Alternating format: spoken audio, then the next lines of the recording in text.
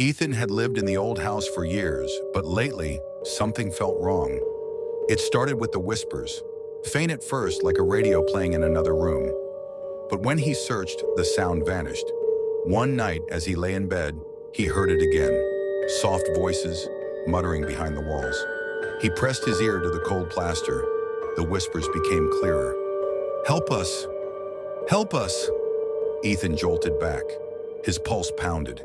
He told himself it was just the pipes, but deep down, he knew better. Days passed.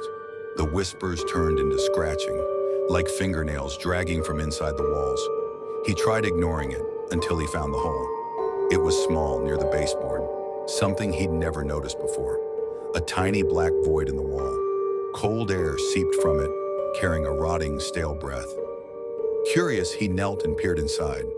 An eye stared back. Ethan recoiled, his body frozen in terror. The eye was unblinking, too human to be a rat, too unnatural to be human. And then, a voice. "Please, let us out." A sick feeling churned in his stomach. He grabbed a hammer and began tearing at the wall. Chunks of drywall crumbled. The whispering became screams. Then, his hammer struck something soft. A hand fell from the opening, limp, gray, fingers twitching. More hands followed, and then they pulled themselves out. Pale figures spilled from the walls, their bodies twisted, faces frozen in silent agony. Their eyes sank into black pits, mouths gaping open in screams that made no sound.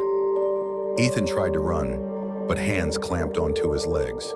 A final whisper slid into his ear, cold and wet. "Now you're one of us." And then, darkness.